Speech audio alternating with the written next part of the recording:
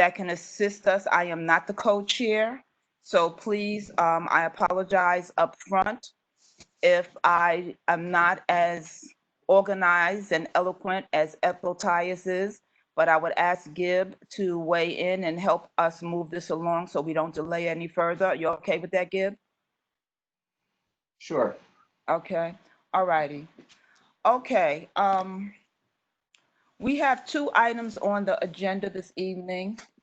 We also have Ms. Granville on the line. So, Ms. Granville, if you also, along with Gib, can keep us straight with this as we move forward. Okay. We have on the first item on the agenda for this evening is we have a presentation from, I think it's Ms. Raspberry. Am I pronouncing your name correctly? Ms. Raspberry. Okay, Yes, fine. there are a number of people on, about a dozen people who are a part of this team involved with the presentation as well. Okay, all right. So before I get the names of everyone, what I'd like to do first is to do a roll call for the committee members. I'm going to ask those who are not speaking if you can mute so that we don't have the interference. Okay, I'm going to do the roll call for attendance. Princess James, Janet Collins. Present. Did you hear me? Yes, I did. Thank you. Okay, good. Fred Frazier. Okay. Miss Jordan. Najani Granville. Najani, can you hear me? I know you're there. I saw you. Okay. Mr. Crashes, Peter. I'm here. Okay. Sarah Lazar. Hi, I'm here. Okay. Nora Daniel. Robert Puka. Paul Riddle. Carl is here. He's just has a broken mic. He has a broken mic. Or no mic, right? Or no mic. Okay, who's that speaking on his behalf? Peter Crashes. He said he's going to weigh in by a chat. That was his chat. He posted that to everybody. Oh, okay. All righty. Thank you. Okay. Adam Sachs. Meritus Staten. Okay, no, Ethel is trying. Gib Baconi. You're here, Gib. I'm here. I see you. Ersa Witherspoon. Present. Okay. Sharon Wedderburn. And Deborah Young. Okay. 1, 2, 3, 4, 5, 6, 7, 8. Okay. All right. We have 8 people in attendance. So if there is a vote, I think we need. Don't forget Mr. Riddle, Miss Young. Okay, Mr. Riddle. Did I?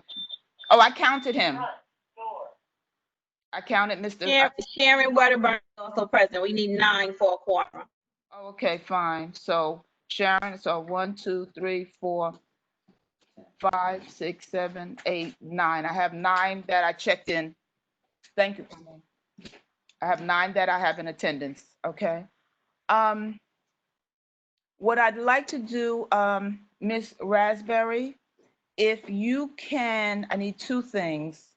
If you can introduce those who are with you and give the names and the titles, that would be helpful.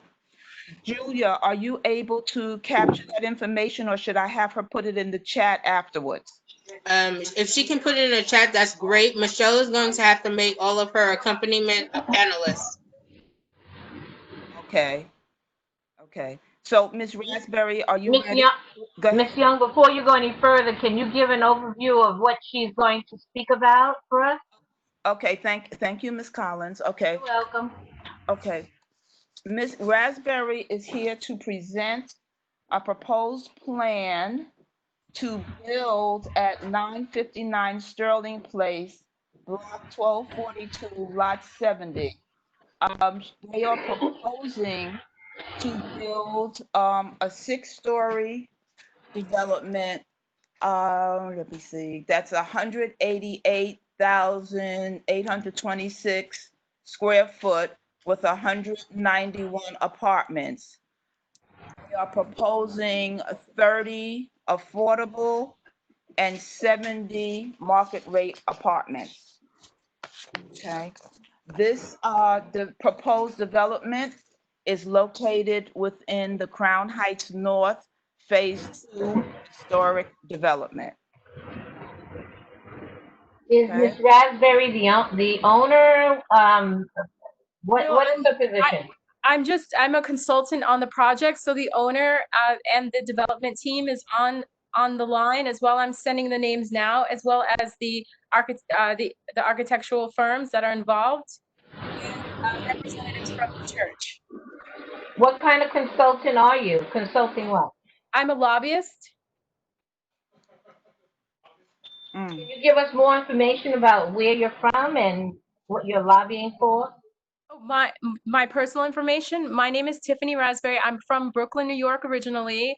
I've served a few years ago on Community Board 3, so I'm very much respectful of the time and allowing me the opportunity to come here with my client Tiffany. I am a lobbyist here in New York City and New York State. I mostly represent projects that are come before the City Council and before community boards such as yours.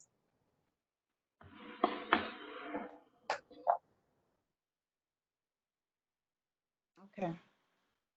All right. Before I did have a couple of conversations with Ms. Tyus, who is the chair of the Landmark, and what I'd like to do is just open up with a couple of statements before I turn it over to you, Ms. Raspberry. Okay. Okay. All right.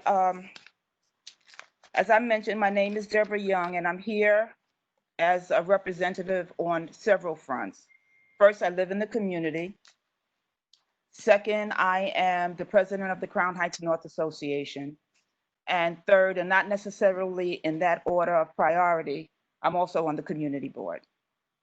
Okay. What I'd like to share with everyone is that Crown Heights North started reaching out to the Hebron School dating back to 2004. Our intent was to work with them to help them meet whatever goals that they were trying to achieve for themselves in terms of the building on Park Place, the school that is. We were not successful in any of our outreach efforts dating back to 2004. Coming forward, last year, August 30th, the Hebron leadership agreed to meet with us, and that meeting was scheduled on a Saturday. The meeting, at the request of the Hebron leadership, they asked us to reschedule that meeting because it was their Sabbath.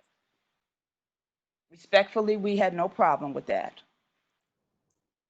They agreed to get back to us in about 2 weeks with a new date. From August 30th to October, I think it was about 6th, we had made ongoing outreach to get a date from them. They gave us another date on a Saturday. We were concerned about that because of what happened the first time. So up until December of last year, we made numerous efforts to sit down with the Hebron congregation because we were very concerned about preserving the historical culture, preserving the Hebron, and working with them to get them to utilize some of the resources that we knew were available to them to help them achieve their goals. So we are a little disappointed that we are here today without having had an opportunity to meet with the whole Hebron congregation. The second thing I'd like to say is that it was very unfortunate that we did not receive a copy of the plans for this development so that we could have looked for them. We just received them today. And I know, Ms. Raspberry, you and I had a communication via email on Monday, I believe. Yes. And I did request that you send them to us because we have a process that we go through to come to a meeting with a project of this magnitude and look at the plans just now, it doesn't help us prepare to, and to look at them and draw up our questions. The other thing that we're concerned about is that, the neighbors were not informed about the meeting. I know we have some community residents on the line, but that was because at the last minute, we made some efforts. So those are some of the, Excuse me, Ms. Young, yes, can we just hear the presentation first? we are Yeah. going to hear it. I just wanted to say those few things, and I'm about ending right now, Ms. George, okay? And I'm going to turn it over to Ms. Raspberry. Okay, Thank you. so I just wanted to share that with you, Ms.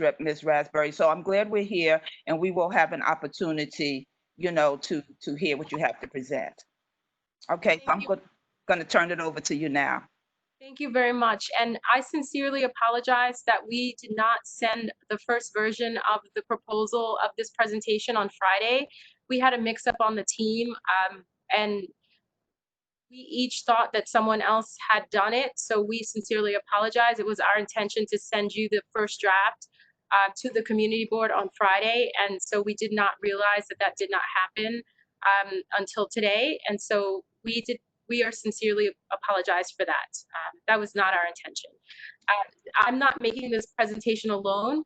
I submitted names to the host of a handful of people that I believe are on.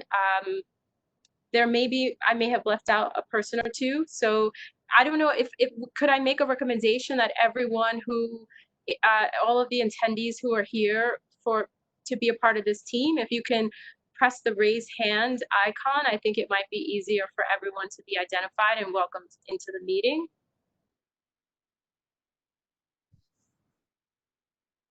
Well, this is Janet Collins That speaking, will and it's definitely not, help out. it will help, but not everybody who's present is shown on my screen, so that doesn't tell me everybody if they Well, raise their hand. I sent names to the host, and it's my Ms. hope that Tyus has joined us. Ms. Tyus, are you here?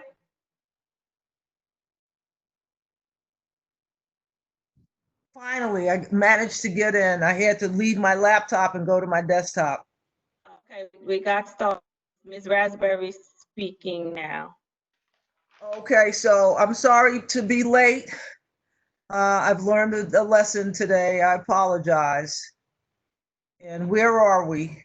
So we're asking all of the presenters to raise their hands so I can make them panelists so that we can hear them.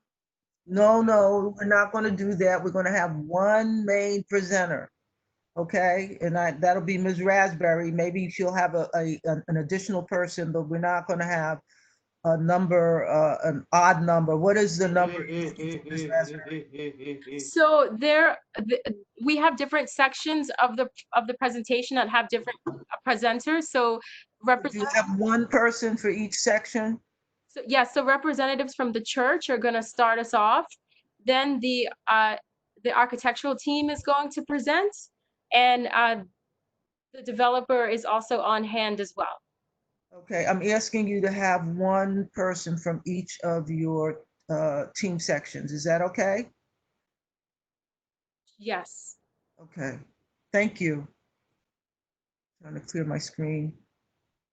I'm just going to confer with who that should be. Okay, so if you could just give me a second. Sure, not a problem. Great, thank you. I think we should step through your PowerPoint presentation and then have questions. Has that been done, Ms. George? No. Okay, I think we should do that. I missed the opening. Were there any opening announcements from any of the neighborhood groups? Ms. Young? No, I made a statement, but no, we didn't open it up to the community. We are going to, as you and I had discussed earlier, I turned it over to Ms. Raspberry now. Okay, so the open to the community for questions and comments can come after her presentation. Okay, so we're going to go through the PowerPoint. Yes. Okay, good. I'm trying to get rid of this thing in the middle of my screen.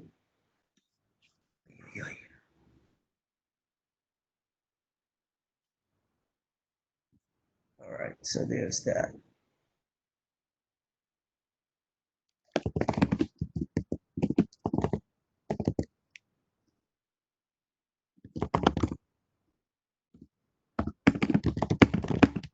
So we have 95 people on.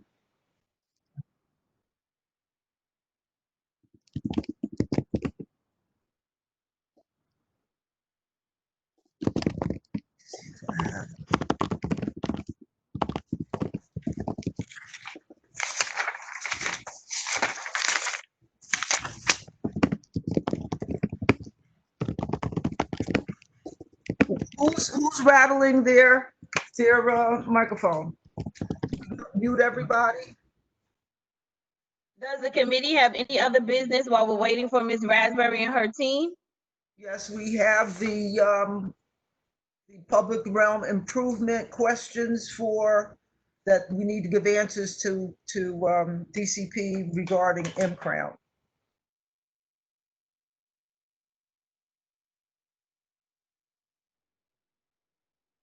Ms. Tyus?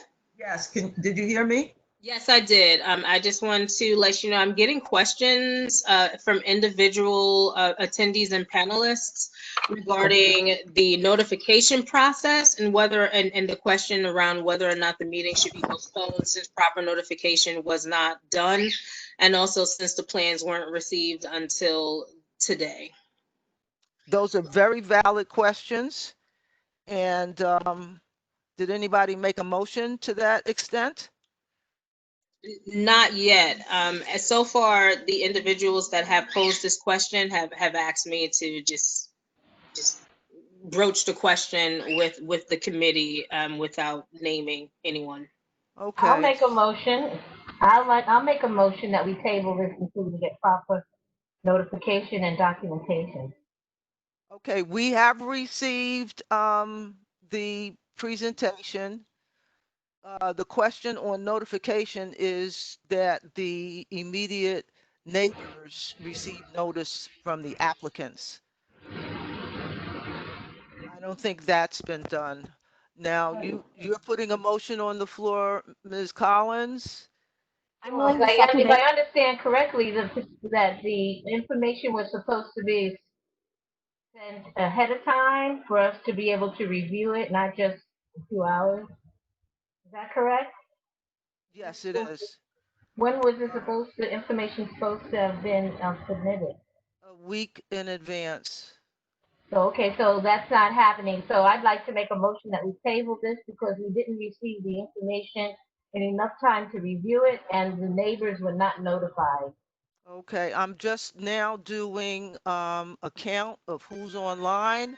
I did that for you, Ms. Tyus. And do we have a quorum? Yes, we have 9. Okay. Motion.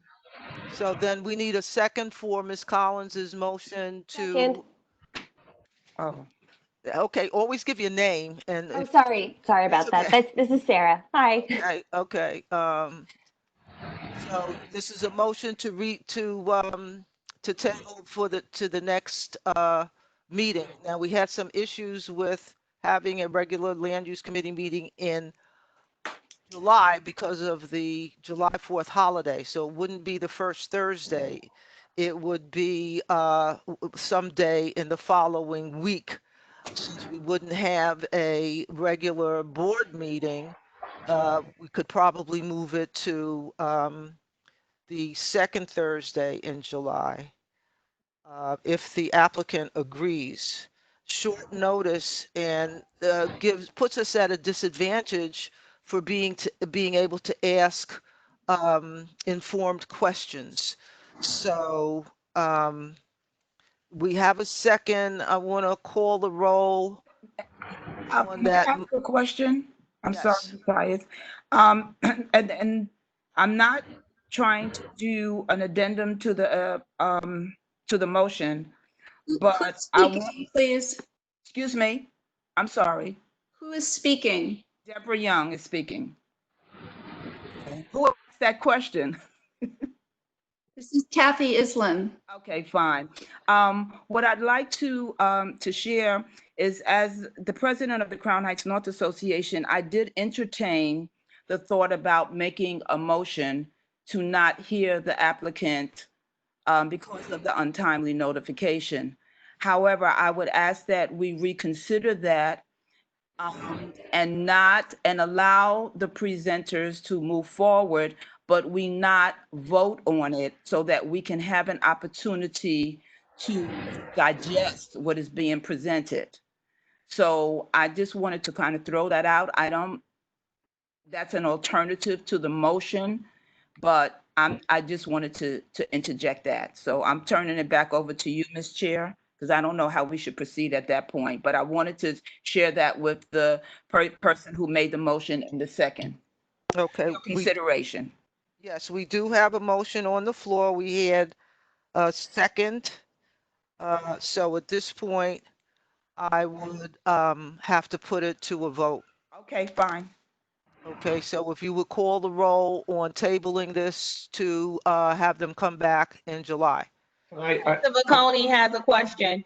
Question? Yeah, I'd like to speak to the motion. I'm in agreement with Ms. Young on this point. I do believe that we should not have a vote this evening because of notification to the community, to the neighbors not being timely. But this is a big project and a big proposal, and I think it would help the members of the committee to hear the presentation from the presenters, even if we're going to table it for a vote until a later meeting. Ms. Collins, do you want to withdraw your motion? No, I do not, because if it's a very big project, and I would think that the applicant would have been more on the ball. Okay, let's call the roll and see what happens with the vote on the motion to table to July. It would be the second Thursday in July. Please call the roll, Ms. Young. Okay, Princess James, Janet Collins. Wait a minute, I didn't hear. No. Wait a minute, I didn't hear. Back up to Princess James. Princess James. She here? I don't see her. She's not here. Okay. Okay, but I'm going to call because just in case someone came in late after I took the attendance. Absolutely, correct, Right. correct. Okay, so Janet Collins. No. Okay. I mean, the motion. Yes. I'm saying yes. Okay. Yes to the motion. Motion to table, yes, I okay. thought that's what you meant. Okay. Yeah, I put my hand up. I put my Okay. hand up. Yes. Well, I yes. can't look at your hand. I'm not Okay. even seeing you. I'm sorry. Fred Frazier. Okay. Miss Jordan. Najani Granville. I know she's on. Najani Granville. Maybe she has her hand up. I just muted her. Ms. Granville, what did you say? Yes. So she says yes. July. Did you go in the second way I told you? I'm sorry. Where are we? What did Ms. Granville say? She voted yes. Okay. Yes to Peter table. Crashes. Yes. Okay. Sarah Lazar. Yes. Robert Puka. Nora Daniel. Is she on? Robert Puka. Carl Riddle. Yeah, I've been texting to the chat. Oh, he texted in. What did he say? He said yes. Oh, no. I'm not seeing a chat. Julia, do you see anything from Mr. Riddle? I do not see anything from Carl Riddle at the present time, but I do see 6 hands raised. Okay. Adam Sachs. Jeff Staten. Ethel Tyus. Yes. Ian McConey. No. Carl Riddle just said yes. Okay. Okay. Ersa Witherspoon. Yes. Okay. Sharon Witherburn. Yes. Deborah Young. Yes. Okay. We have 1, 2, 3, 4, 5, 6, 7, 8, 9 yeses and 1 no. So that means we can table it to July. And I would ask the applicant to return on the second Thursday in July, which date is which date is July 9th. Same time, same station. We do have the, Ms. Tyus, I have 6 hands raised here. Before moving on to M Crown, do you want to hear some of their questions? absolutely. Okay, so the first on my list is Lin Yi Yan. Lin Yi Yuan. Yuan, thank you. Let me find them so I can unmute them. I got it. Thank you. What happened? They disappeared. That's weird. Okay. I clicked on their microphone and they disappeared. Okie dokie. So the next hand up is Maisha Hunter. You want to do that one? I have a Stacy Lenardi. She had her hand raised next. Okay. I'm sorry, I wrote them down as I saw them go up. Okay. Ms. Lenards, what's your question? Did you unmute her? I don't have the ability to unmute people. Okay. Did they type out their question? Okay. This is terrible. Okay. Stacy Lenards, what's your question? Get them to put their question in writing. Ms. Lenards, if you could please type your question, if at all possible, that would help speed the meeting. And the next one is Naja Spiegelman. I have you as the third hand raised, followed by Morris Ajumi, Thomas Lewis, and Misha Hunter. I cannot understand my handwriting. I apologize, you guys. Okay, the attendee list is extensive. And also, once you hear your name, to know that you are being called for a question, please lower your hand. It does not lower automatically. Okay, we're going back. So Naja, can you hear me, Naja? If so, I'm unmuting you. Ask your question. We cannot speak. It's okay. My questions are regarding the proposal, and since we're not seeing it tonight, I will speak in July. Okay, so you can put your hand down. The next person is Morris Ajmi. Your question is, sure, I'd be happy to talk with you at another time. Wait a minute. Do I have it right?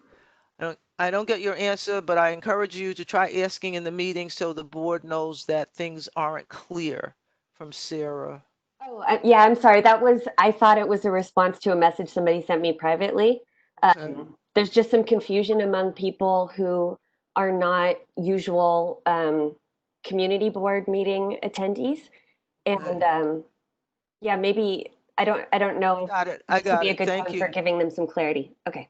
Okay, so that was Morris Ajmi. He's not coming forward for whatever reason. Okay, let me ask him, what is this question?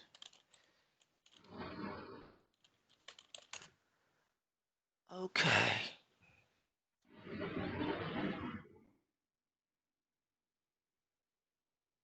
I'm going to do everybody. I just sent to Mr. Ajmi.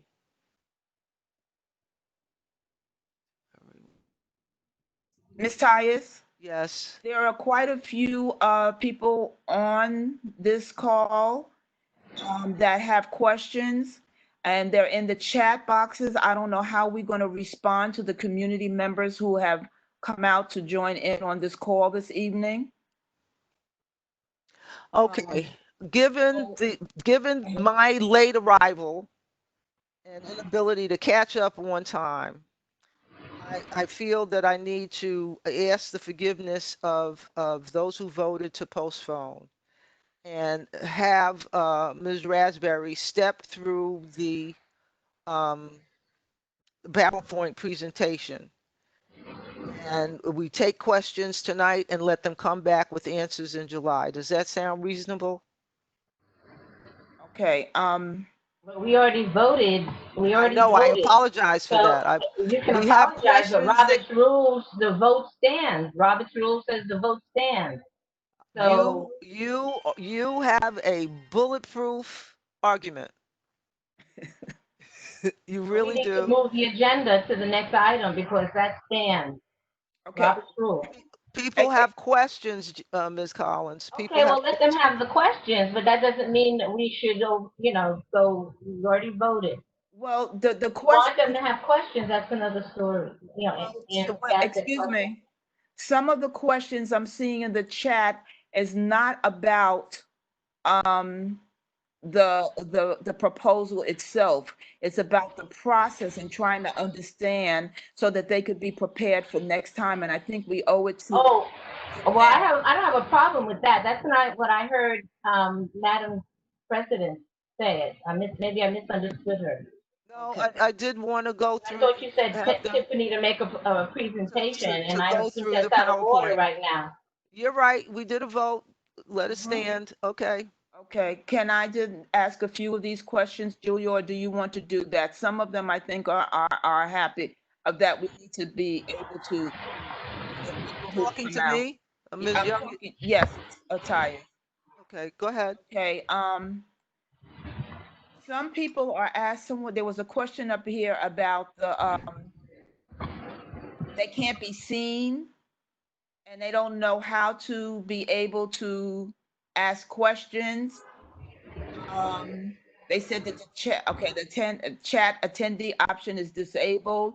There was another question here about Zoom because, this has been challenging. I've gotten a couple of calls that people can't get on. Let me see. Then someone said here, I'm a member of the community. Why is it that I can't see other attendees' questions and concerns in the chat? This should be transparent in an open meeting. This should be the case. In the chat, you pick everyone. There's a drop-down menu for the chat and you pick everyone. So that everybody gets your message. Okay, I'm trying to see if there was anything else. Some people One are of saying that. One at a time. I'm sorry, Ms. Lazar, Dr. Lazar, go ahead. Thank you. So some of the attendees are saying that the attendees don't have the option of seeing all of being able to address all participants. So we as panelists do have the ability to message all of the participants, but and then it looks like attendees can only see the chat text from panelists, but not from other attendees. And so this is something that could maybe be finagled with the settings for the meeting. True. Okay, that's a good idea. We'll do it to fix that. And just to follow up, there were also some questions in the chat from some of these community members who haven't been to community board meetings before or to landmarks or land use meetings before, and they were, I think they're just basic questions about what is the board's role in approving or disapproving the project. Thank you. Yeah. Let me answer that. For all of the attendees who are not familiar with the chat, or raising the hand or whatever, the community board's role is to advise city agencies on the services that city agency provides to the community. So in this case, the Landmarks Preservation Commission governs development in landmarks and historic districts and scenic landmarks and whatever. This site is in a historic district, Crown Heights North Phase 2 Historic District. So Landmarks has to approve the development and say that the end product will be appropriate to the historic district. They would issue a certificate of appropriateness by way of approving this project. So that's the role of the community board here. Are there other questions I can answer that I'm not seeing, Ms. Neal or Ms. Young? I don't see any additional questions, Okay. but in terms of the attendees not being able to see each other and know what's going on, the issue of transparency has been raised by a number of different people.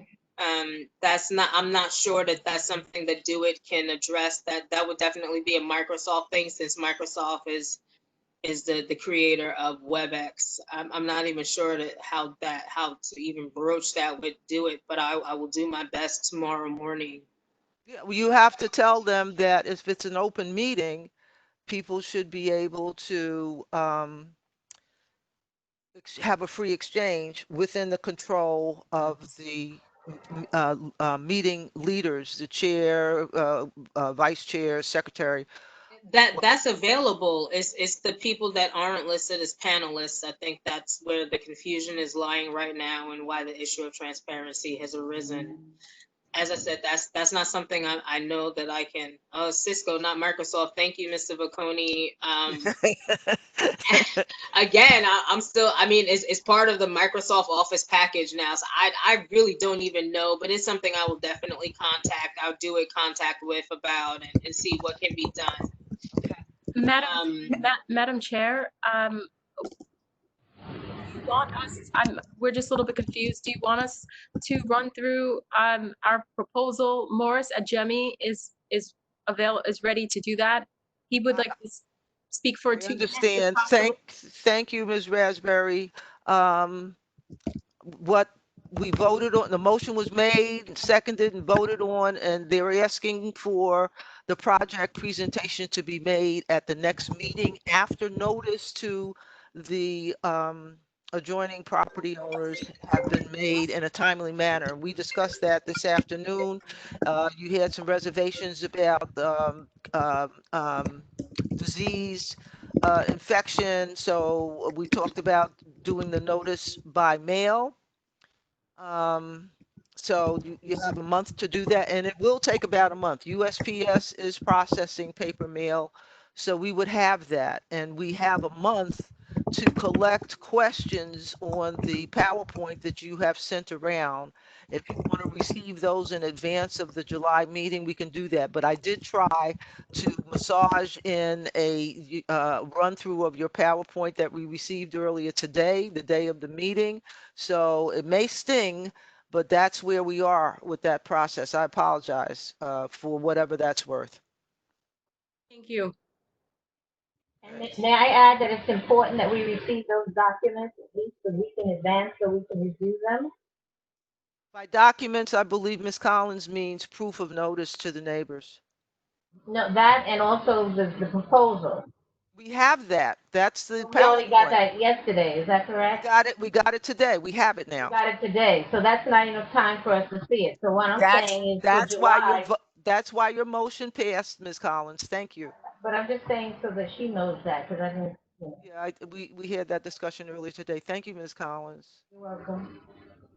So we're going to move on unless there's something else you want to add, I Ms. Raspberry. would like to say one Ms. other Young. thing. Yes. And this is something we can consider for the community in particular, not the community board. I think, and Ms. Raspberry, please correct me if I've misspoken. When you reached out to me on Monday, you mentioned about meeting with us, correct? Yes, I offered to have individual meetings with all interested parties. So in that email, there were several block association presidents and individuals who lived in the immediate area. Right. So what I say that to say that for the community, as a part of Crown Heights North, once we get the plans and we digest what I would offer to the community that has organized around this project, since Ms. Raspberry has extended that invitation to us, that we would like to come back together and allow her to present to the community or the community members, not the community board, prior to July. That's something that we could possibly consider. I don't know if that's inappropriate, but you know, you did extend that invitation, and that is something that the Crown Heights North Association would have ordinarily entertained when the developers come forward in the historic district and ask to make a presentation if we feel it's warranted. So Okay, great. I'm addressing that to the community members who took time out to come in here this evening. And I mean, we could talk amongst ourselves as we often do, but that is something that I wanted to put out there while we were still on the call.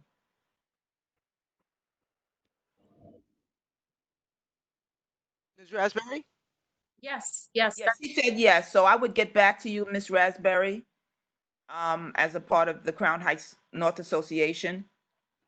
That group wants to have a meeting before the July Community Board meeting, if they want to hear, since people seem to be very disappointed of not hearing it this evening. Okay. Thank you. So then, Ms. Raspberry, so then we'll reconvene on July 9th. If you would send your proof of notices to the adjoining property owners at least a week before that July 9th date, we'll come back together on Zoom, and I promise to be on time. Okay, thank you so much. All right.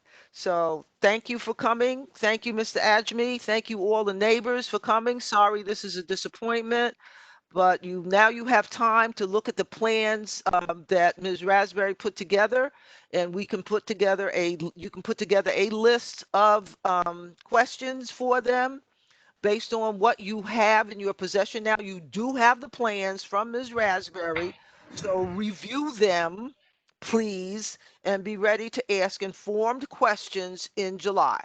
Okay? Everybody good? Thank you. Yes, thank Ms. you. Okay, so we're going to move on to the public realm improvements issues remaining around M-Crown neighborhood rezoning. And I would ask my colleague, Gib Vaconi, to marshal those questions. We are looking at what we can ask city planning to include in the studies that they're doing to make sure that this neighborhood rezoning hits the mark as far as addressing needs in that 6-block area that now extends to Vanderbilt to include the McDonald's lot. That's remarkable. And for half a mile around the perimeter. And Mr. Vaconi has listed out a neat bucket list of issues, areas that we should be concerned with. It's in your agenda.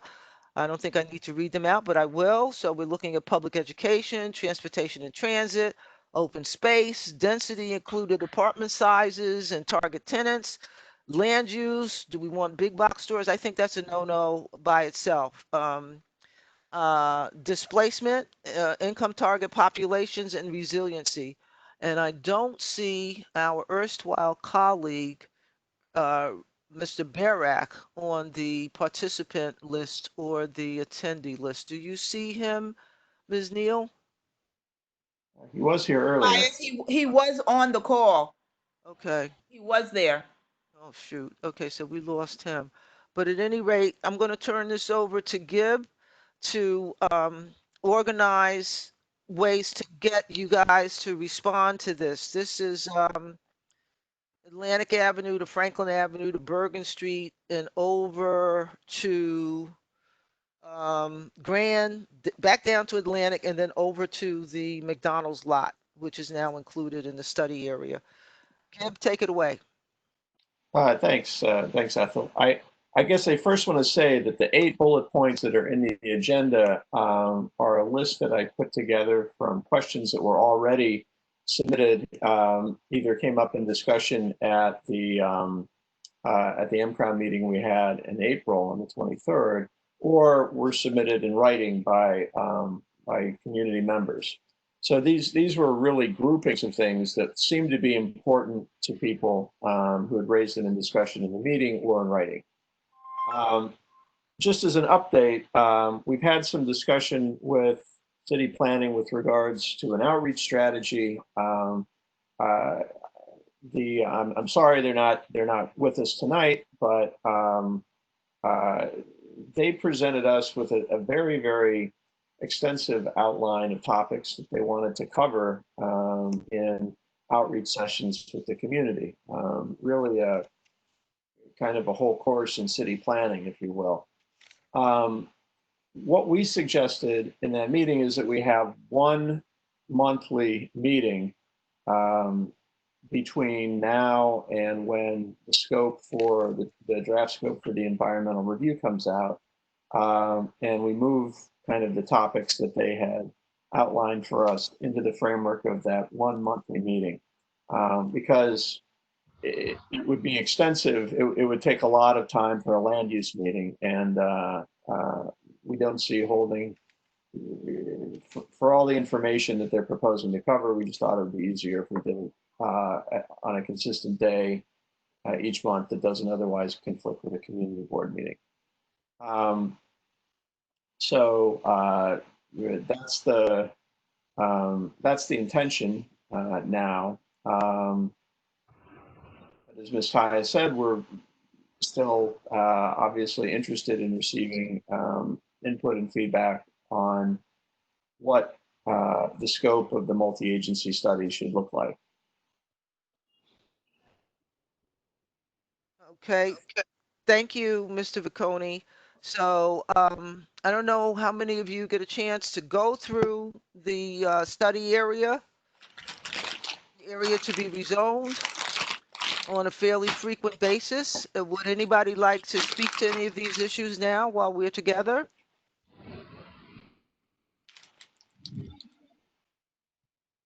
I guess this is Peter Cassius speaking. Actually, just because I see there's a really good number of participants on this call, I just wanted to make a couple suggestions. One, I was at a PHNDC meeting last week, and I thought gave a relatively clear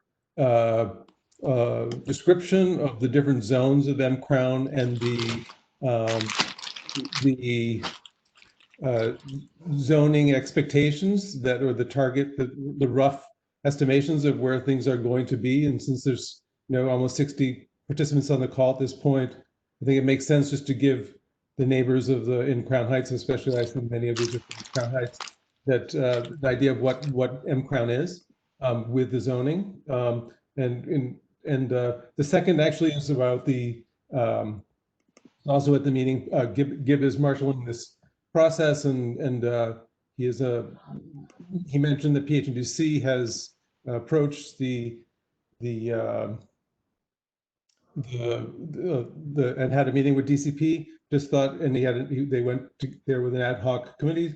So I thought it might be helpful just to have a rough, because North Prospect Heights Association has made public what its communication. I think it'd be helpful also if PHNDC would share what information is given to DCP.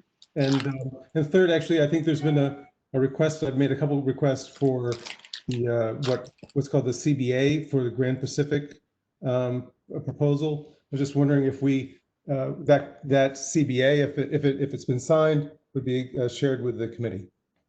Thank you. So that's three things. Okay, what was the first one?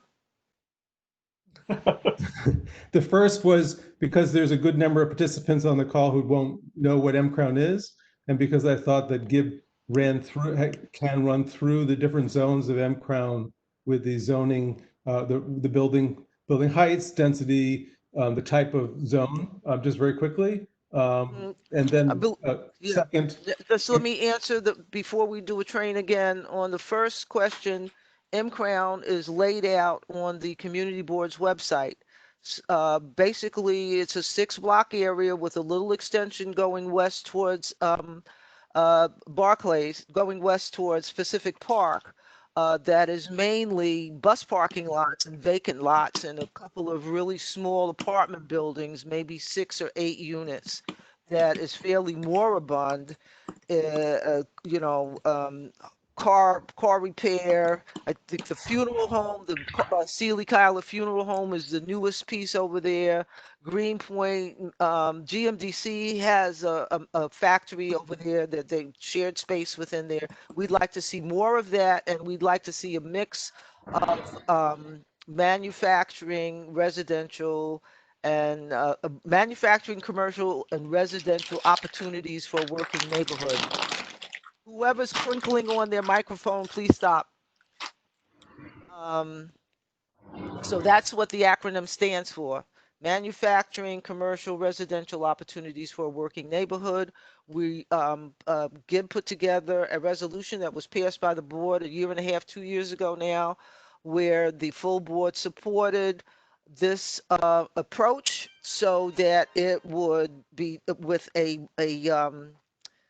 description, I don't want to say restrictions, with a idea towards narrowing what sorts of businesses we would want in there to be those businesses that would provide living wages without requiring a college degree, where people could walk to work, still live in this neighborhood, and make a decent living where they could support themselves. So that's question one. Question two, this material is available on the board's website. And for question three, a copy of the CBA. We're waiting for the developer, Grand Pacific LLC, to go ahead and register, and that at that point it'll be public in the public realm and not a problem. So right now it's unique to that particular development, and we want to nurture it and let it get registered before we put our finger in the pie and ruin the pie. Okay. But my second question, thank you. My second question, this is Peter Crashes again, was that Mr. Vicconi share the input that Prospect Heights Neighborhood Development Council provided to the Department of City Planning. I think that's, as I said, the North Prospect Heights Association has this communication is extremely public. I mean, we're sharing it with the committee. So we're just asking, Mr. Vicconi is actually essentially marshaling this effort. So I think it's a reasonable request that he share the input that the Prospect Heights Neighborhood Development Council is providing the Department of City Planning. Thanks. Mr. Vicconi? In fact, we're not providing any input to the Department of City Planning. We did meet with the Department of City Planning and had a group that was briefed on the project. But what we've done is draft a letter to the community board, which the community board is now in possession of, and there's no problem with releasing that.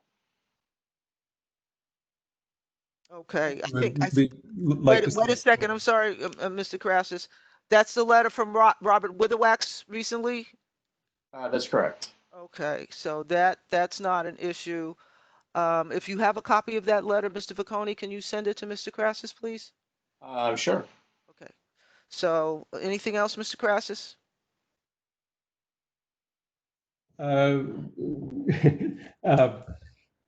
No, we'll, as we go through the items, we'll talk. Thanks. Okay, so now DCP is giving us homework.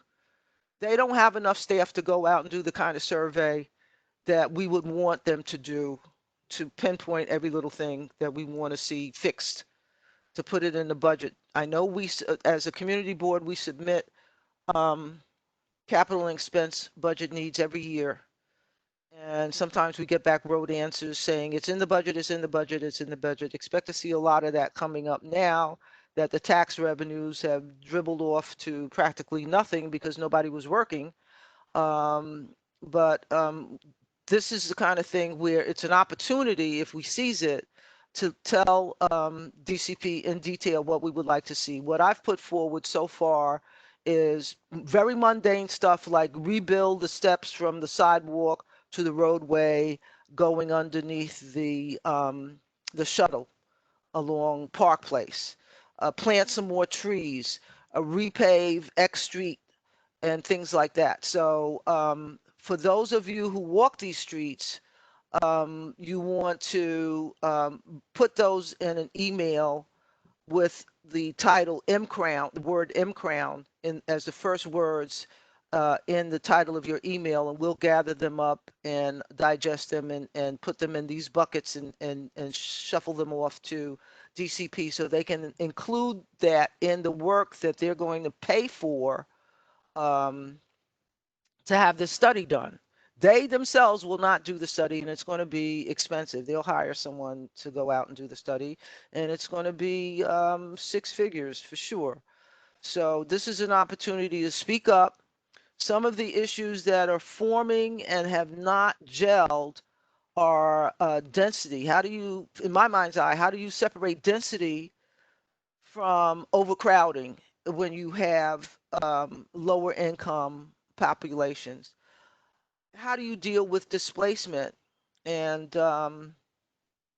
gentrification, where people who were barely making minimum wage can't afford to live near their jobs? They have to spend money on Long Island Railroad to travel 2 hours in back and forth from a home outside the city to come in and work a minimum wage job. So these are some of the things that we may be able to tackle with some sort of positive resolution if we pay attention to this opportunity. So that's what I'm asking all of you attendees to look at as you walk around this community district.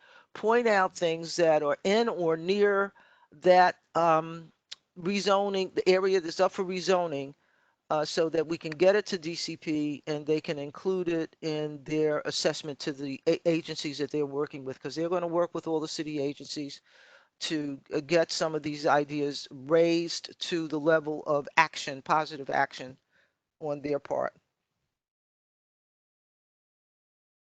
Anything anybody would like to add? Ms. Neal, you see any comments coming in? Young? Checking the comments now. There's a procedural question. It's about Hebron though. Never mind. We're There's gonna, a couple of links. let me ask you a question. We'll be able to save these and retrieve these for use at the next meeting? The chat. I can copy and paste the chat before Michelle closes out the meeting. Okay. It's not something that can be published though, since there are private messages. Okay, but I want them. I can't. Okay. Well, I want them. We want to tease out the questions that didn't get asked tonight and make sure that they're brought up next time. No problem. Okay, thank you. Ms. Young? Ms. Young, are you there? Yes. Anything in there that you see we need to address? No. Not there. Okay. Not there. Mr. Vicconi, is there anything you want to add on M-Crown? I wanted to say that I just pasted a link into the chat for the letter that we sent to the PHNDC sent to Community Board 8 regarding M-Crown, for anybody who is interested in seeing that. I appreciate that. Thank you very much. Do you want to read any particular section of it to the audience? I mean, it's not too long, but I don't know if it's I don't know if it's the best use of the meeting time to actually read this. I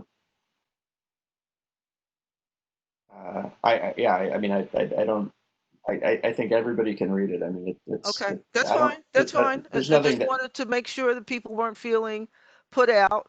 I see Mr. Barak is still with us. I'd like to ask him to make some comments and suggestions for the audience regarding input from the community into this opportunity for rezoning. Mr. Barak, are you there? Yes, you hear me? Yes. Great. Okay, so a couple things. At some point, city planning is going to put together a draft zoning proposal, and it will probably have 4 or 5 different zoning districts, and that will be the basis for them to prepare the environmental impact statement based on that scope of work. And so there'll be a lot of opportunities starting with the scope of work to suggest modifications. Excuse me, Gib, turn off your microphone. Go ahead. I'm sorry, Mr. Barak, go ahead. There'll be a lot of opportunity for the community and the community board to weigh in on the proposed zoning that's used for the environmental analysis. And that period of time while they're doing the study is an opportunity again to try to have a dialogue regarding the proposed zoning districts before city planning actually certifies a plan for ULURP. The ongoing thing is related to the various topics of where there could be expense budget or capital budget opportunities. Again, because of the larger city budget situation, you're really more talking about a framework of things you would like to have money spent on. There may be sites like the HPD parking lot that may want to be talked about. There are parks, there are schoolyards, street conditions. I just happen to notice you're getting new pavement, blacktop within the M Crown area, so that's maybe one less issue. But there may be, you have to think about, are there better ways to use the open space? Do schools need expansions? Can schoolyards be better utilized? These are the type of things, the experience along Atlantic Avenue, this is the kind of feedback that has to be ongoing. It's not explicit to how much density is proposed. These are things you would want to see regardless. Thank you, Mr. Barak. I appreciate that. I hope you'll be continuing to attend these meetings as we move forward to some actual results from all of this effort. So are there any parts of old business that we need to attend to before we begin to adjourn? Oh, I had a question. I don't know if Mr. Barrick is still here. He's here. He just spoke. Okay. I was wondering, I think at some point I'd asked you before about the racial displacement reports that I believe Jumani Williams had proposed as being a future type of component to environmental impact reports. And I was wondering if that sort of report has been done yet, if it's part of the environmental impact structure yet? So it's not a requirement of environmental impact statements. Whether that changes before this document would be prepared, that's another story. A lot of times lawsuits affect how environmental impact statements modify their requirements. I haven't seen to date whether the council could put forth legislation that would change that. That's something I guess can be determined. But remember that EISs are merely disclosure documents. So whether there was a direct analysis or not, there's other ways to get that information out there. And again, it's the bottom line is whether the city council feels, even if there was some sense of disclosure, and even without a sense of disclosure, if the council had a certain sense of what's going to happen to the neighborhood, might that affect how they want to accept or modify the rezoning proposal? Or are there other resources of the city that the council may try to leverage to try to minimize that kind of effect on the neighborhood? Thank you, Mr. Barak. Any other questions? Go ahead. Ethel, I just wanted to add that we had a Zoom with the city planning folks last week where they presented a very detailed demographic analysis of the study area for M Crown. So they actually have done that analysis.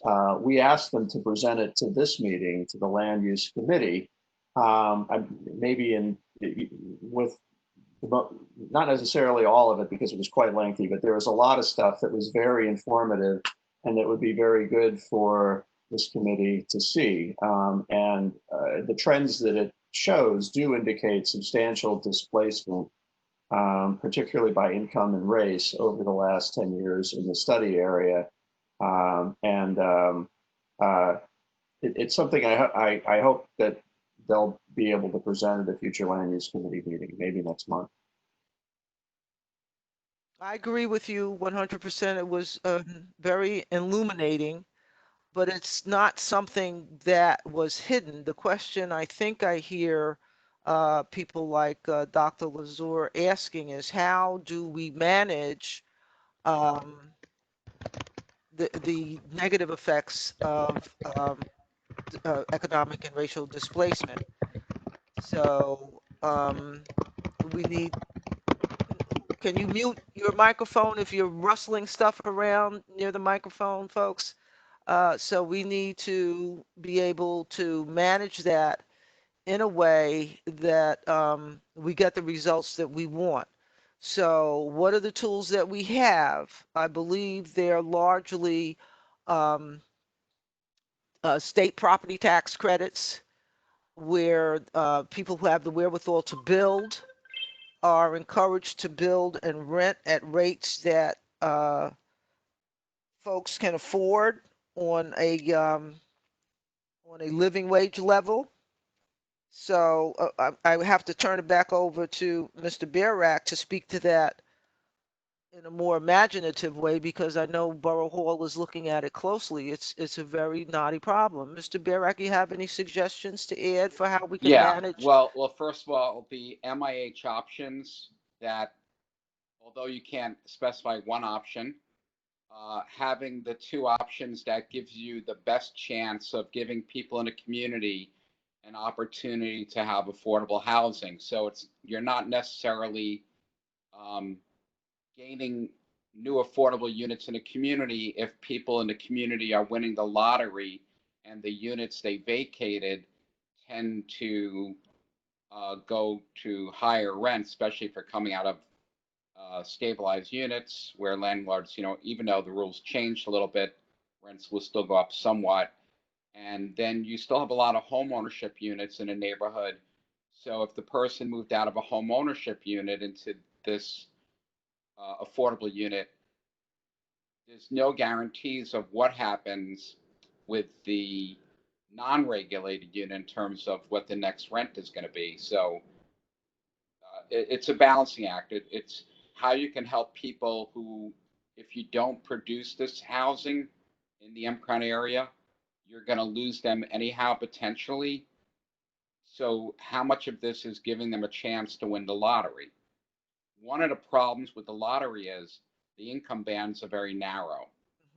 And one of the positions the borough president has tried to modify is to say, if you're a rent burdened household and the rent in the lottery is less than what you pay today, but you're still going to be rent burdened, just less rent burdened, right? You're going to have more cash for food. Right now, the lottery doesn't allow you that opportunity to win the unit, even though it would reduce your rent. So one of the policies the borough president's been trying to push for is a change so that even though you'll win a unit and you'll still be rent burdened, you're still going to pay less rent.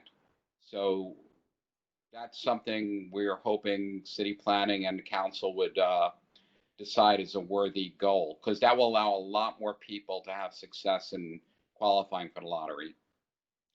The other things are going to be the strategies that the city has already implemented elsewhere in terms of how can you help people stay in their apartments. So for example, the housing court representation, would you be one of the zip codes that's automatic? If you're not one of those zip codes, your income has to be fairly low to have a chance to get that service. So that's been an issue in some communities. And helping people really with the resources for organizers to help people know their rights to best combat displacement pressures. And you're going to have limited opportunity on other city-owned properties. I know the council land use staff has worked with Councilmember Cumbo to try to identify affordable housing opportunities in a creative way. Is there a one-story library, childcare center, where if you rebuilt it with also affordable housing, because beyond that you have the HPD lot. I share with the community board at the other end of the district on a NYCHA property. There is intent to have senior housing developed, affordable senior, but there's really not a lot of properties to try to create affordable housing opportunities. Though on the city sites, you could try to push for more goals than you can for the MIH sites. Let me ask if there would be any opportunity to push for legislation that modifies MIH to be more productive of affordable housing, deeply affordable housing. Is that Is that a possibility? What would it take? I don't think city planning would be looking to modify the MIH classifications. However, they could modify the zoning text to not preclude the rent burdened households. The other problem is that the state method of 421A, the new equivalent, the Affordable New York, is based on units. The MIH for the city is based on floor area. So if we wanted developers to build larger, more bedrooms for the affordable housing, then it contradicts the state methodology. So one possibility to try to better align that, if the mission is more family-oriented affordable units, next time the state looks at renewing the 421A, to have them match the city formula for floor area as opposed to units. If a developer wanted to do a lot of one bedrooms and studios for market rate, that's one thing. But then the state formula basically forces developers to mimic that. Thank you. Any other questions, complaints? This is Kathy Islin. I have a question, Ms. Tyus. Yes. I'm not sure I understood a reference that Mr. Barrack made before when he was talking about things we ought to be looking and considering when we're talking about the M-Crown zone. And you said something about an HPD parking lot. Can you clarify, is that the HPD parking lot that's on Dean Street? So why is that something we're talking about when that's not in the footprint of M-Crown? Why is that something we should be considering as in the realm of the M-Crown zone improvements and development and desirable things? And can you explain that? So you're really looking at your larger community, not just simply the blocks of the rezoning, that there are blocks beyond M-Crown where there are opportunities for community improvement. So the HPD lot becomes an opportunity to determine whether it becomes housing. I know some years back, people thought, well, could it be a little bit more parkland? If it's all housing or partial housing, housing for who, what incomes, what bedroom types, should it be a supportive population, elderly, so you can use the M-Crown dialogue in meeting with the agencies that city planning facilitates you with to go well beyond the M-Crown footprint, finding open space in creative ways. Sometimes it's putting lights on parks. Sometimes it's putting softer surfaces down instead of astroturf. Sometimes it's turning schoolyards into after-hours playgrounds. So these things exist outside of the M-Crown footprint, and the population that's going to move into M-Crown, it's going to network within the community outside of that footprint. The childcare, senior centers, the schools, they're all outside the footprint. So everything really is in play. Now, where exactly is this parking lot, Ms. Islin? It's on Dean Street between 6th Avenue and Carlton. There's an HPD parking lot and there's an HPD lot on Bergen Street between 6th Avenue and Carlton. Okay, and my memory, living where we're living, using my fingers and toes, a mile is 20 city blocks. So if we're looking at public realm improvements within a half a mile of the periphery of M-Crown, then we're looking at 10 blocks around from the outside of M-Crown.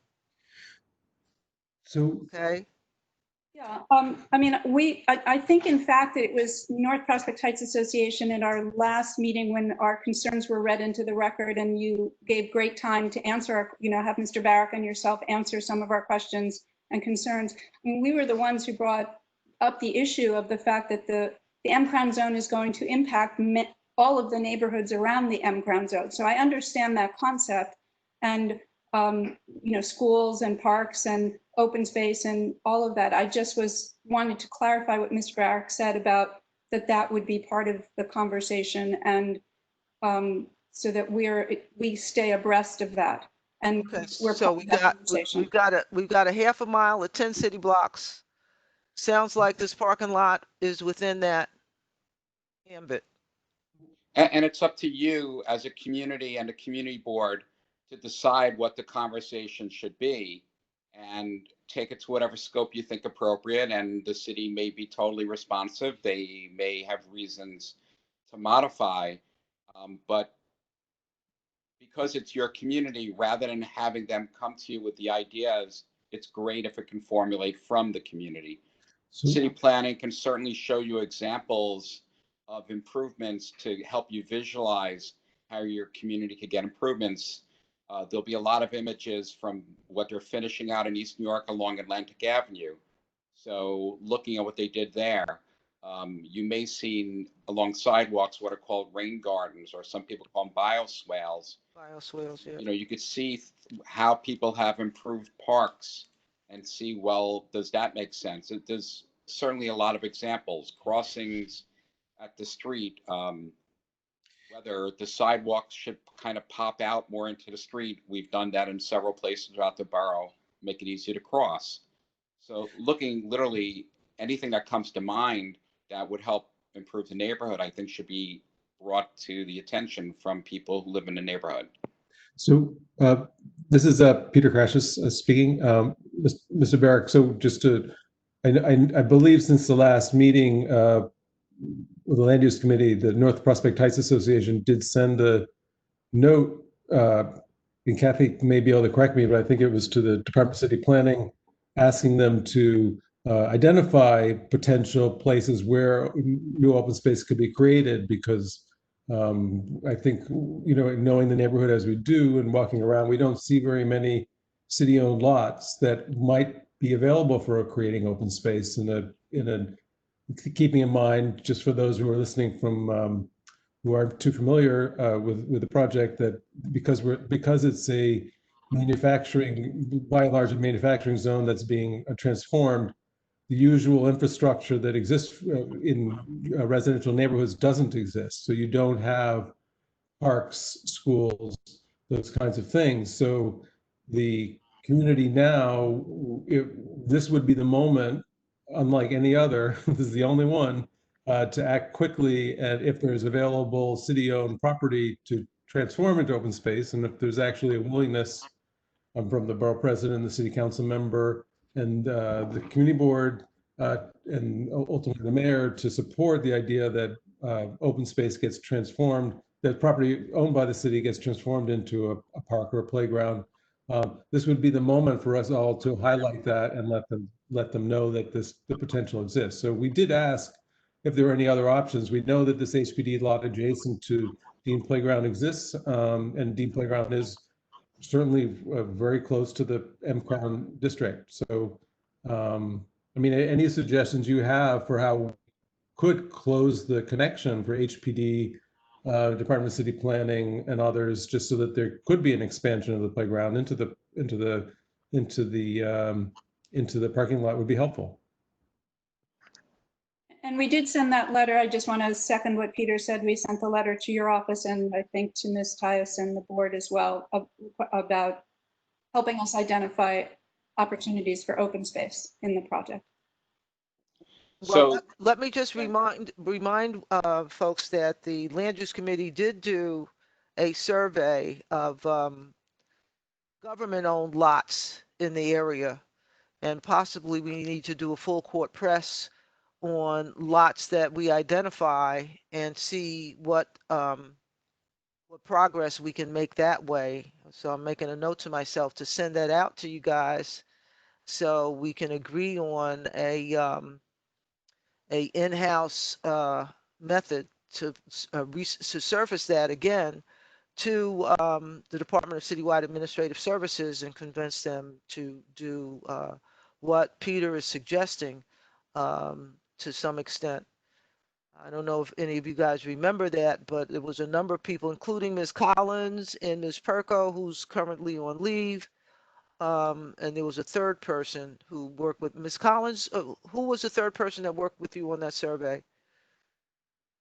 Ms. Collins, are you there? Yes, I'm here. That was Princess Jane. Thank you. Yes. So we have that survey data and I'll send that out. I'll post it to the land use Google group. You're not going to see a lot of opportunities, but obviously the HPD lot could be a dialogue about open space. Again, schoolyards. So identifying schools that perhaps if they're opened up more hours, or if parks had different equipment, could they provide for more people or more children? And then, like, you have a few different spots where you may have triangulation of the street where there may be little traffic islands. If some of the adjacent pavement became, let's say, more of sidewalk and areas that people consider whatnot, you can look at those things on where perhaps the roadways could be narrowed. Those are the type of things that are not tremendously hard to do. And DOT has some initiatives that they've done where the grid's a little irregular and they've taken advantage of those conditions. So for example, the way Rogers and Bedford come together around Dean, could there be a chance to create a little bit of a open space haven there? Those are the type of things that are easier to look at. Thank you. Okay, so now, I believe there may have been a discussion going on before I arrived in the meeting late. Is there something that I interrupted that should be picked up on? No, there wasn't, but before you close, I would like to say something, but it's not necessary, it's not related to M Crown. And it's not, I say something related to M-Crown? I put my hand up and wrote a note. I'm sorry, Greg. Ms. Young, could she finish her statement and then you, Mr. Todd? no, I'm gonna wait until it's all over. I want to be at the end, please. Thank you. Okay, go ahead, Mr. Todd. There seems to be a lot of talk about city-owned land, and we know that there's very little owned land, let's face it. I mean, I think the low-hanging fruit here is simply rejiggering the zone. In the M1 zoning, a lot of as-of uses that could be done if the zoning was, the zone ordinance, the zoning text was changed. Yeah, I noted legislation that's going to create, if enacted, 3 composting and recycling centers in every community board. And this would be an ideal location for such a facility if it could be done as right. Right now, the zoning is mute about this whole topic. They allow, tanning and glue factories for making horse hooves to glue, but they don't talk about composting machines and recycling, et cetera. So I think there's a huge opportunity here to use a lot of that unused space for, as you probably know, the mayor, I should say, just canceled all of the curbside pickup of organics. And this is creating a huge pushback for a program that costs a mere $24 million and a $9 billion shortfall. All of this to say, I think there's an opportunity here. Perhaps the borough president's staff or someone could look at the possibility of amending the zoning ordinance to allow some of these new opportunities to be done as of right, which won't require any legislation once it's been done. Okay, I'm going to have to ask Mr. Bicconi to just briefly step through what the community board signed on to with the resolution for the target uses that we quote unquote prefer for the rezoning of that small segment that we're talking about. Mr. Bicconi? Yes, I can do that. I think it'd be a little bit, might go a little quicker. Well, I don't have that. I have another piece of slideware up with all of the, not the one with all of the uses. But we basically broke down the area we're concerned about for uses are the side streets of the MX subzones in the M-Crown DCP framework. So those are Pacific Street between Grand Avenue and Classen Avenue, and Dean Street between Grand Avenue and Classen Avenue. And the idea there is to have businesses that are non-retail and non-residential and non-retail, non-hospitality. In other words, businesses where either something is made or some type of service is provided, or some other type of non-commercial, non-office work is done. So, and the logic there, going back to kind of the beginning of the M-Crown initiative, is that we need to create a diverse mix of employment opportunities for the people who live in Community District 8. We want to have not only commercial and office employment opportunities, but we want to have opportunities that are accessible to people who don't have a college degree. So broadly speaking, those are the uses that we're seeking for the side streets in the MX subzone in M-Crown. And we're interested in seeing if we can get incentives to preference those uses in the manufacturing subzones in M-Crown as well. Thank you, Mr. Vicconi. Okay, so where are we on this? I think the sticking point for me is organizing this Q&A to get information out of our community residents who see the problems but don't report them. Or I don't know exactly how to say this, but we need to translate those casual observations into something that would be useful for city planning to put in that space, other than bus parking lots and junkyards.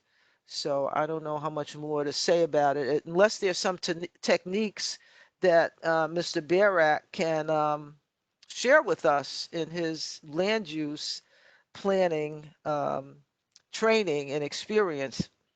What would be a good way? Some of the things that DCP has suggested is doing a large meeting where they put up maps and they ask people to come over and pin ideas to a particular location on the map. I think they did that with a couple of other rezonings that they were planning, and it became unwieldy, if I remember correctly, that their feeling about that approach. So, but it can be tweaked. We'd all be together. We could have breakout sessions where people took one of these buckets and sat and said, well, we think we should have this open space there, just as Kathy just said, look at that. What can we do with these vacant lots? And what Peter's asking, where can we find more open space? So I'm not quite sure how to do this, and I'm casting about for suggestions from you guys.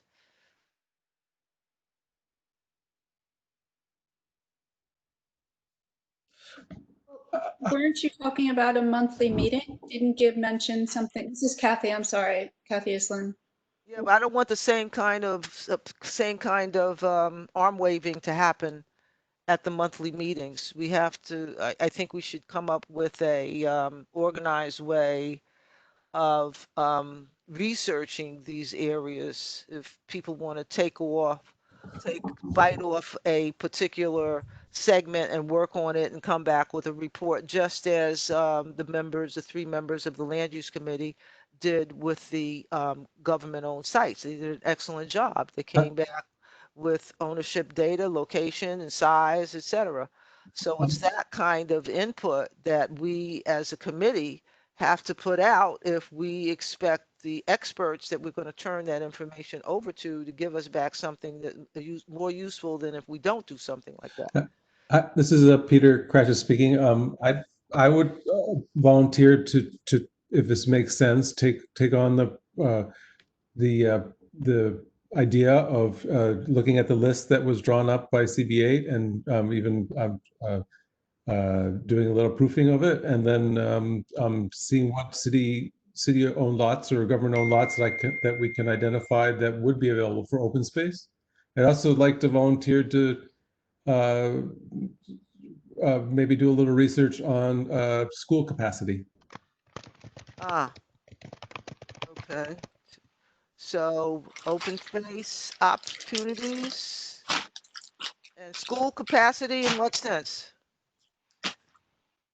I think it makes sense for the committee to take a look at the available capacity in the existing local schools for this kind of a proposal. So We probably have that somewhere. that would be great. So Sharon? this would be a way to actually, it'd be great if it exists. That I'm just offering to pull together the info that I can find and continue working on it if this is going to be on a month-by-month basis.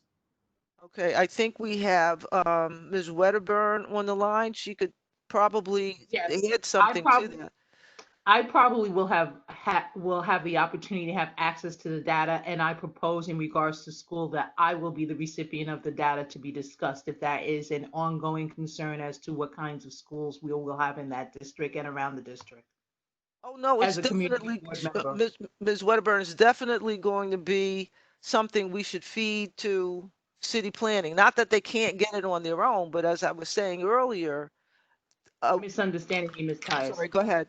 No, you're misunderstanding me, Ms. Tyus. Go ahead, that's what I'm saying. Go ahead, I'm sorry. One of the things that we're working on and has been delayed because of the pandemic is working with School Construction Authority, and the we is the Education Committee and Community Board, Community Education Council 13.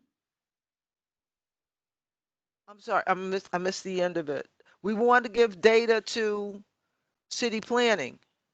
Right. And as I said, we, meaning the Community Education Council number 13, which is has oversight over that area, as well as the community board, are in the midst of teasing out that data now. Getting the And data. we have access to information such that I would prefer that I take the lead in this so we can submit it to city planning. Absolutely, absolutely. And I hope that it will be part of the joint discussion on M-Crown. Yes, ma'am. Okay, that sounds good.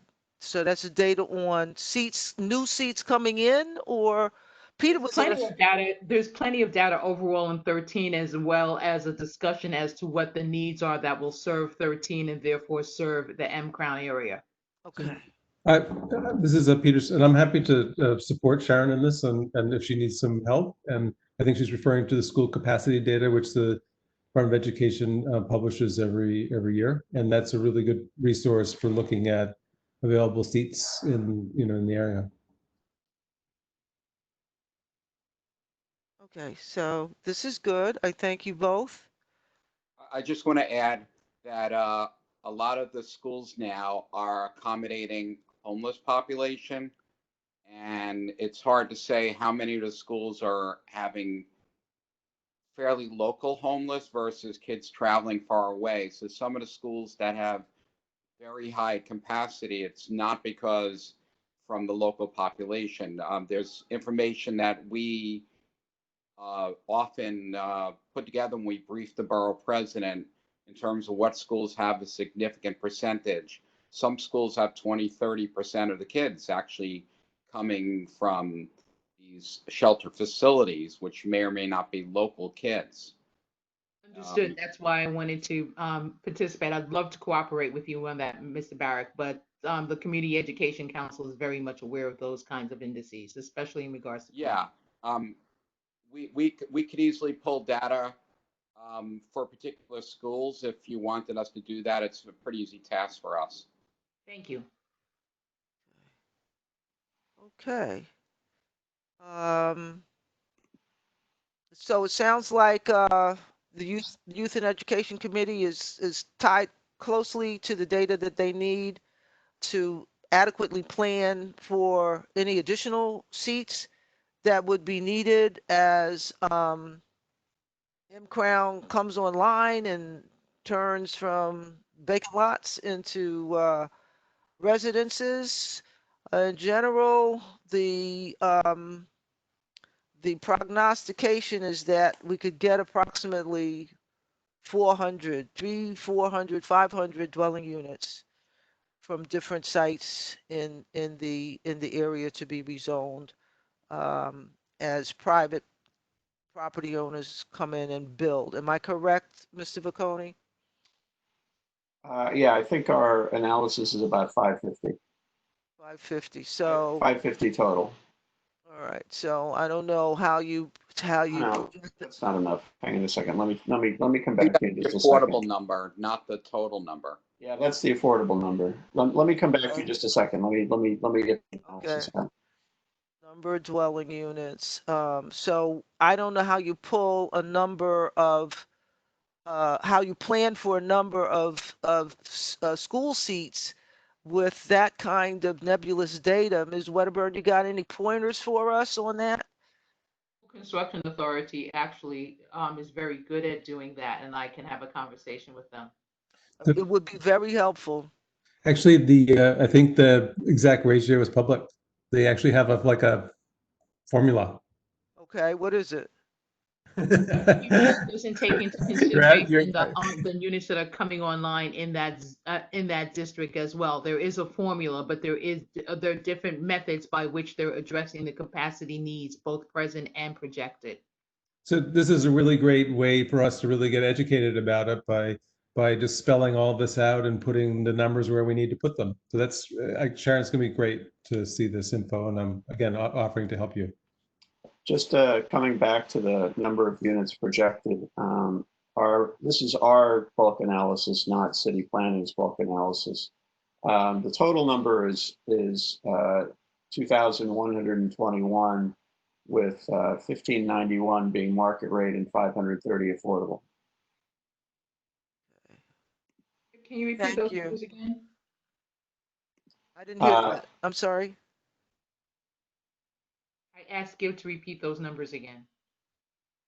Our projection is with the build out, with the expected build out in M Crown, the total number of new units, new dwelling units would be 2,121. Of those, 1,591 are market rate and 530 are affordable. Those numbers don't include the lots that have already been through their own private ULURP process. So 1050 Pacific, 10 Pacific, and Grand Pacific are not in those numbers. Their units are in addition to that. Thank you, Mr. Vacconi. I just want to add that when city planning does the environmental impact statement, whether it's those exact numbers, what they're going to do is they're going to take the known buildings that are supposed to happen with or without the rezoning, such as some of the few that went through the M Crown area already. They'll make that part of the baseline condition and project school needs, combined also with a general growth factor that they're going to assume.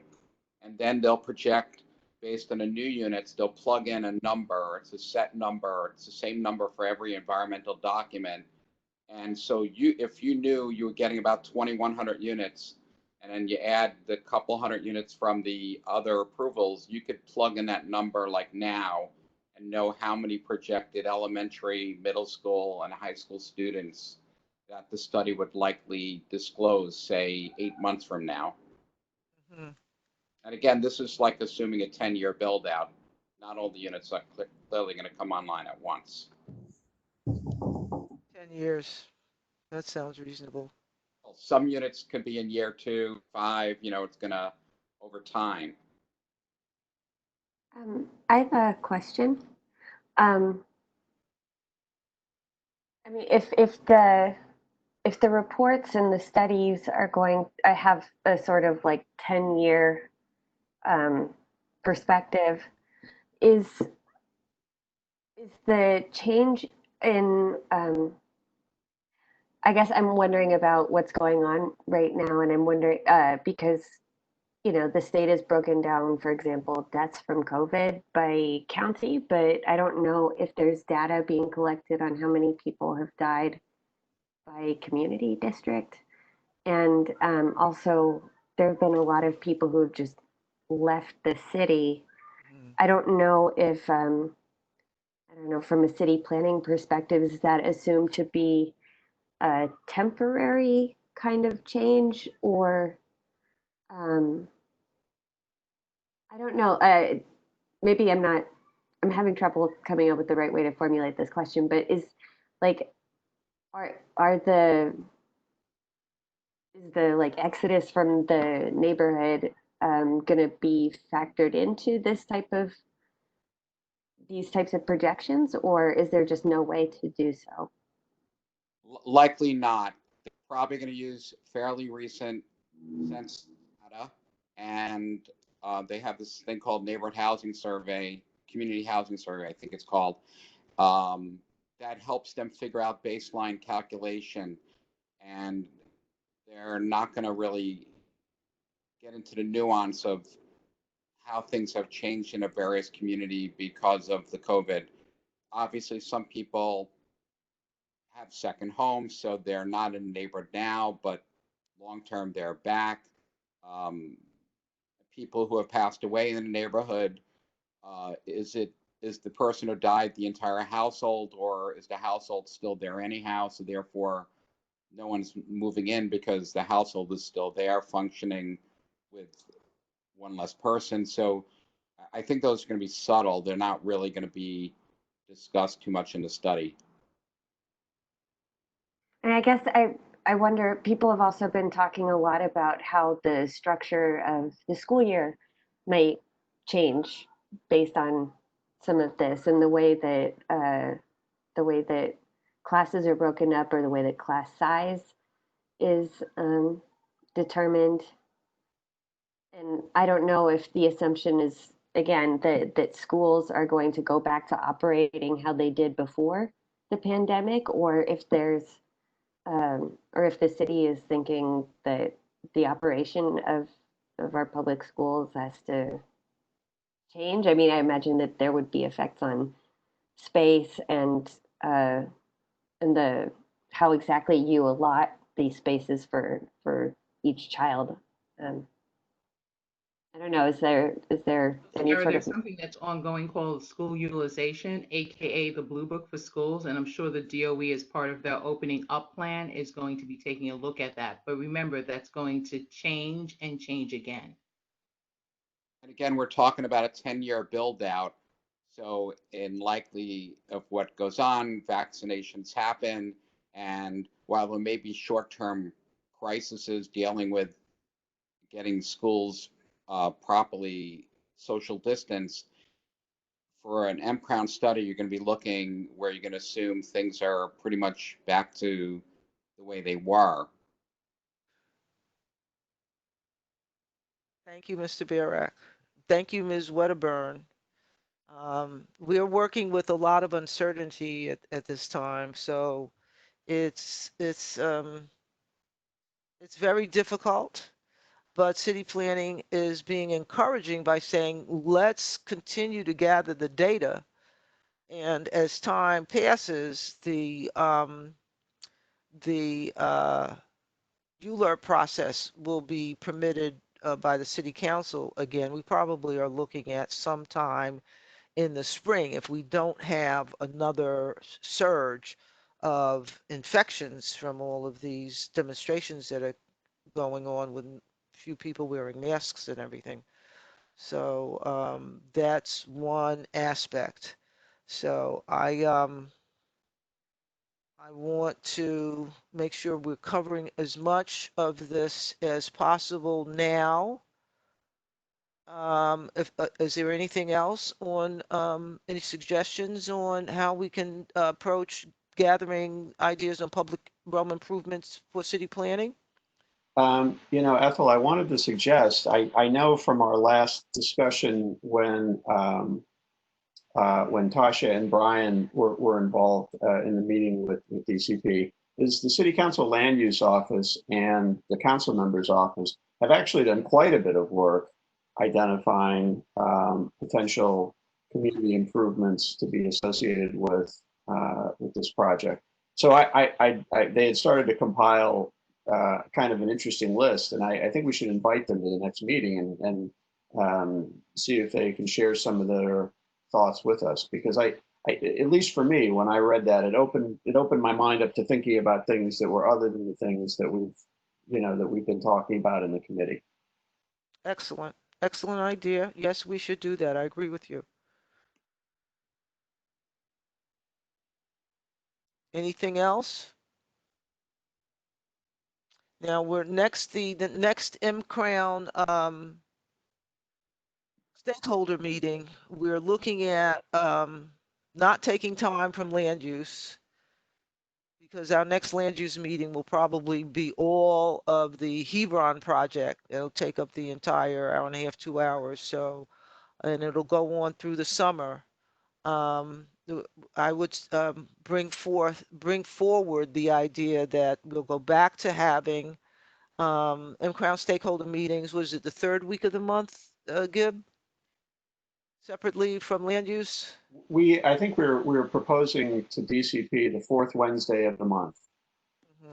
Okay. And that would be online, probably using WebEx as well, just so we keep the record straight, fourth Wednesday. And we invite you guys to be open meeting just like the rest of it. So we'll be doing that to try and gather the information to keep the project moving forward and be ready to start the scoping and the study, and then open up ULURP once the mayor decides to lift, the mayor and the council to lift the prohibition on ULURP for now. We Ms. Tyus, do our homework in the meantime. Yes, who's speaking? this is Kathy Islam. So is that the fourth Wednesday of June or the fourth Wednesday of July?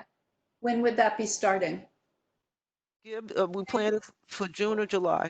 Well, I think this is still, I think it'd be good to start it in June. It's still subject to confirmation of city planning, but if it starts in June, it will be June 24. 6/24. Okay. Yeah. All right. So that's the stakeholders. And these are people who own property in that area. We want to keep them on board. This will really, I'm sorry to interrupt, but this is really sort of DCP's briefing as well. So it's a general, I mean, it's a meeting for any community members. I was about to say that. Thank you. I appreciate that. Go ahead. Go ahead. These are the meetings that I mentioned before, where they have kind of a whole syllabus of stuff that they want to present. They're feeling their way along. I see a hand up. Is that your hand up, Sharon? And then Jerry Ann Scott. Hello? How do I unmute people? Okay. Nobody's getting unmuted here. I don't understand this. Sharon, you want to put your, Sharon, you were speaking before. I don't know why you're muted now. Sharon? No, I found my mute myself button. No, I have nothing to say. And hopefully my hand's not still up. No, I think it's not. Okay, then there's, you wanted to say something or no? Yes, no. No, Okay. not at this moment. Okay, Jerry Ann Scott? Can I unmute you? Can you put your Yeah, question I in? think I don't think she's on there. I see her hand up. Yeah, she was on for the, she's a community member. She was on for the Hebron project. Okay. All right, so that's the vestige. You ready for me yet? Are you finished? Yes, go ahead. Okay, all righty. Okay, what I have to say is going to be very brief. It's not specific to M-Crown, but I did want to bring it forward. And that is, there was a request made to get a copy of the notes, the chats. I'm concerned about that because, again, I'm not a tech person, but if I sent a private chat message, I don't want it to become public. Right. Ms. Tyus, I know, I believe, and I could be mistaken, that Ms. Neal mentioned something about it, the chats being, that there was some privately chat, and you said that you wanted it, but I don't think that that's appropriate. So I don't know how private chats can be deleted. I have no problem with anything else that's related to the request, for the project. But I don't want my private chat sent to you or anybody else. It was private. Okay, I don't know thought how it- that could be teased out, but I have an objection to that. I hear you, and what I'm trying to gather from looking, getting the chats is questions that should be gleaned and put in these different buckets and go to city planning. I thought I said that when I asked Ms. Neal for the chats. Believe me, I have no problem ignoring stuff that doesn't help. If you had I don't, questions. no. I'm past ignoring. I don't want you to have it if I send a private. So. Okay, maybe it and- won't show up. Let me ask Okay, well, Ms. if Neal it- now I while didn't- we're on the line, well- so it's clear to everybody. Ms. Neal, Okay. Ms. If it- Neal, let me ask Ms. Neal if she's still with Okay. us. Ms. Neal, I'm here. okay, can you check with Do It on whether or not the private chats show up when you glean all the chats or print all the chats? And if they do, then we won't do that because we have a reservation on the privacy issue. Thank you. Okay, you're Not a welcome. problem. I will definitely check. No problem. Okay. You. This is Peter Crashes speaking. Just to, I'm not, I think this is a legal question. I don't know the answer to it, but it seems that this is a public meeting and the chats as part of that public meeting. And I appreciate that this is a new technology and we're learning it. So I don't know the answer to this, but before things are deleted, I would just recommend that we check to make sure that that's actually allowable, because I think you don't want to, on the other hand, delete things that were meant or statements that are made public. And there's some people who don't have, I mean, we've already heard people who don't have microphones at work. I think this is a new technology with actually more ways for people to give input than just speaking. So I'm just saying that I think there's a legal question. This is a public meeting that's being documented. And I'm not sure that things can be erased. I don't know the answer, but. Well, what I would say to that is that if once Ms. Neal finds out, then we have a responsibility to let people know that if you think you're sending something private, it won't be private. There's a possibility. I think the public has a right to know that, so that they don't send something privately and then find out, oh, it wasn't private after all. Sounds like a good statement for the start of the meeting. Yeah. Thank you. This is Janet Collins speaking. May I speak? Yes. Oh, I'd like to also chime in on that, and I think that Deborah Young is 100% correct. Because the word private means that no one else is supposed to see it, and the technology, and I know you were going to check it out, but I just want to say this, and the technology is using that word private. So it's not like we're deleting anything that's going for the public, but this was private chat. But anyway, I just want to chime in on that. I think she's 100% correct. You've said it twice and I hear you clearly. Okay. And I did ask for Ms. Neal to check with the experts on this. The grantor, New York City Department of Information, Telecommunications and Technology, Do It, has set it up so that the community boards use WebEx. So they're the experts on this, and city staff, city employees will interface with other city employees and let us volunteers and community residents know what the fine points are on how we use this technology and what's open and what's closed and what's private and what's public. So we'll have that information going forward.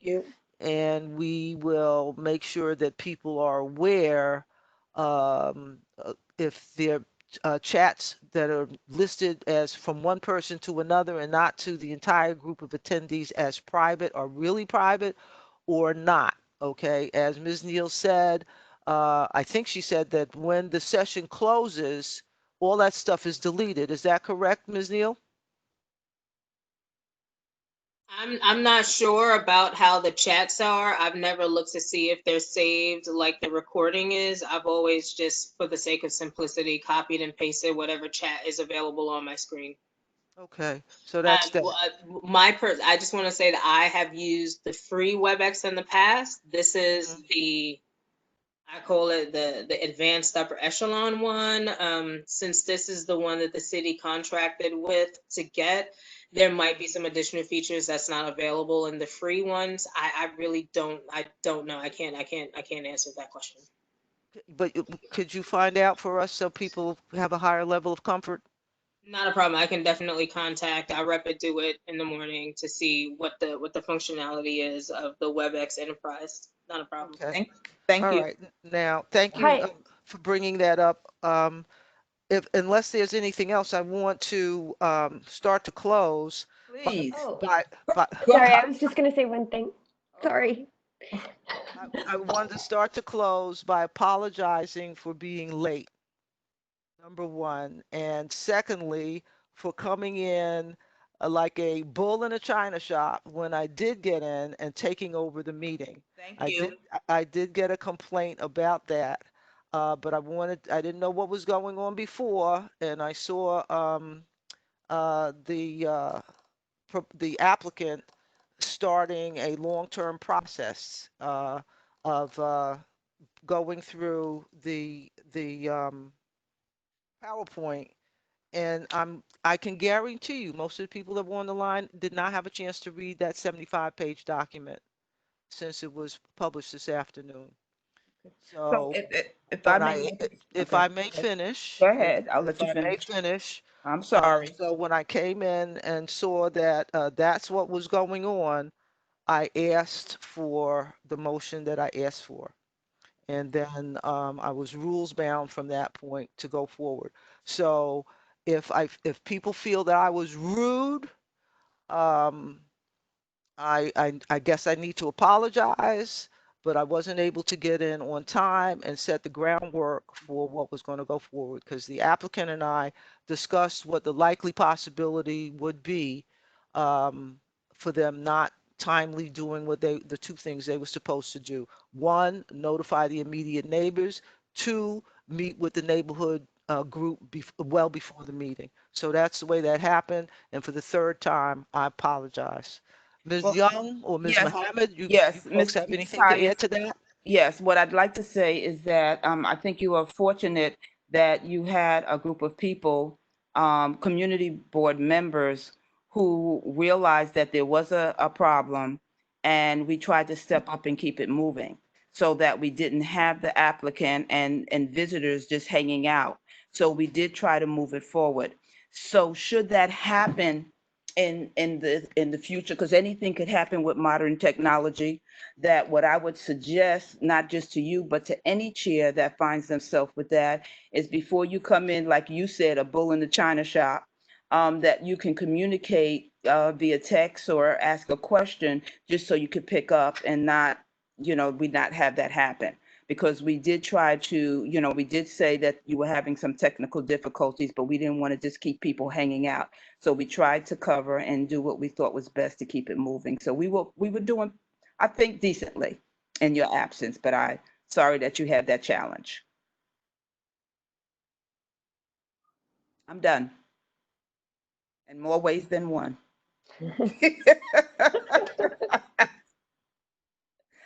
What I meant by that, I'm just tired. It's been a long day.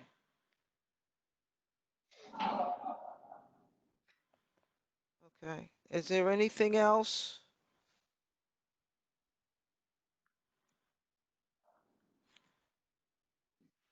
Motion to adjourn.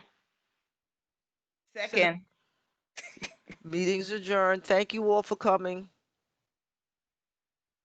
Thank you. Good night.